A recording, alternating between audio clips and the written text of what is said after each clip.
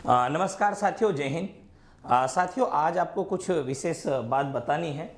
वो विशेष बात क्या है, थोड़ा सा आप समझ लीजिएगा कि लाडली बहना योजना से मध्य प्रदेश सरकार को और जो आगामी भर्ती है उस पर कितना फर्क पड़ रहा है। ये कहा गया है, आप इस चीज़ को थोड़ा समझिएगा। ये कहा गया हर साल 1500 करोड़ रुपए का खर्च बढ़ेगा। किस पर बढ़ेगा हर साल 1500 करोड़ रुपए का खर्च, जरा समझिएगा। यदि सरकार हर साल 15,000 रिक्त पदों पर 50,000 रिक्त पदों पर भर्ती करती है तो उसे कर्मचारियों को वेतन भत्तों के भुगतान के लिए बड़ी राशि की व्यवस्था करना होगी। 50,000 कर्मचारियों के वेतन भत्तों पर सालाना करीब 1500 करोड़ रुपये खर्च होंगे। कर्मचारी की वरिष्ठता बढ़ने के साथ साथ ही उनके वेतन भत्तों पर होने वाला खर्च भी बढ़ता जाएगा। वर्तमान में सरकारी कर्मचारियों के वेतन भत्तों पर हर महीने 500 करोड़ रुपये ज़्यादा खर्च होते हैं। अब आप यहाँ पर समझना, ये जो बात कही है कि 50,000 कर्मचारियों पर जो सालाना खर्चा होता है वो कितना बताया गया, इन्होंने बताया है इनका सालाना खर्चा जो होगा वो कहा है कि 1500 करोड़ रुपए बढ़ता है। अब मैं आपको एक छोटी सी चीज़ बताता हूँ, आप इस चीज़ को थोड़ा सा समझिएगा। थोड़ा सा हम जिसको गणित की भाषा में समझते हैं तो आपको अच्छे से समझ में आ जाएगा। अब आप यहाँ पर थोड़ा सा ध्यान दीजिएगा, मैं जो बात आपको बता रहा हूँ कि अगर मान लो 50,000 ये भर्ती करते हैं, कितनी भाई, ये 50,000 भर्ती करते हैं तो सालाना खर्चा कितना आएगा। 50,000 भर्ती पर सालाना जो खर्चा आता है वो इनका ये कहना है कि 1500 करोड़ रुपये आता है। इतने रुपये आते हैं, कितने रुपये, 1500 करोड़ रुपये आते हैं। पर आपको ये जान के ताज्जुब होगा कि मध्य प्रदेश में राजस्व तो ऐसे बांटा जाता है जैसे मुफ्त में रेवड़ियां बांटी जा रही हूं। कैसे, जरा ये चीज भी समझ लो आप कि यहां पर किस तरीके से बांटा जाता है। अगर मैं एक महीने का लाडली बहना का पैसा अगर देखता हूं, एक महीने का जो हम अमाउंट देते हैं, एक महीने का जो रुपया है वो कितना होता है, लगभग 1,25,00,000 महिलाएं क्या है इसमें रजिस्टर्ड है जिनको लाडली बहना योजनाओं से लाभ मिल रहा है। और प्रत्येक बहना को जो पैसा मिलता है वो कितना मिलेगा, लगभग 1250 रुपये। तो अगर मैं इसका यहां पर गुणा कर दूंगा तो 125 इंटू 125 कितना हो जाएगा, 15,625। और ये हो गया हमारे पास 0,0,0,0, ये हो गया हमारे पास ये 60।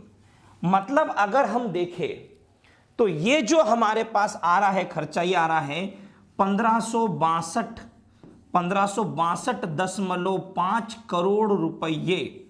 ये आ रहा है काय का, महीने का खर्चा, ये महीने का।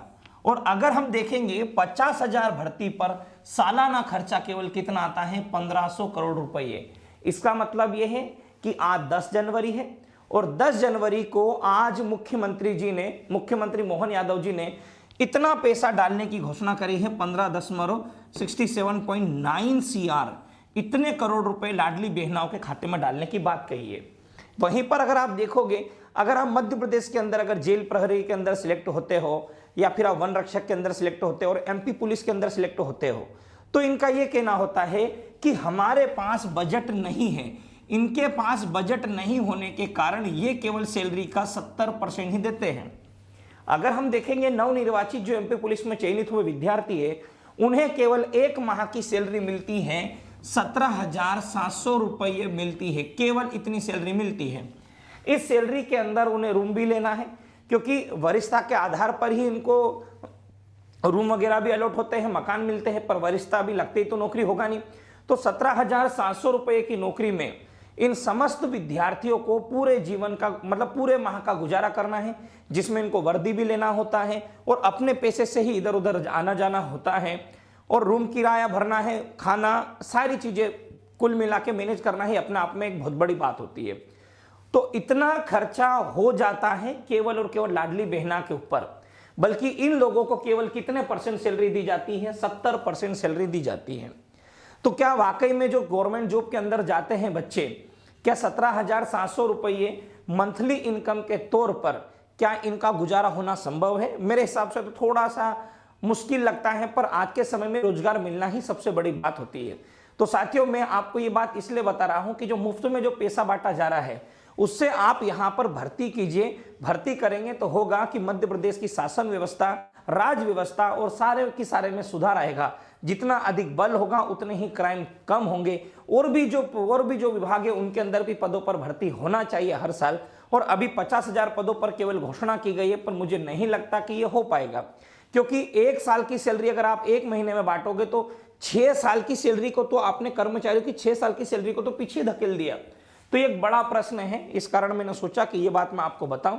तो उम्मीद करता हूं आपको ये समझ में आ गया होगा कि एक लाडली बहना को एक महीने में दिया जाने वाला पैसा एक साल के बराबर भारी पड़ता है, जो वाकई में दुखदायक है। और मध्य प्रदेश ऐसा राज्य है जो मुझे लगता है जीवन पर्यंत बांटने का प्लान बना रहा होगा, पर काम जाने क्या है क्या नहीं है, क्या होगा, कब होगा, कुछ होगा सुधार या नहीं होगा, देखते हैं, आने वाला समय ही बताएगा।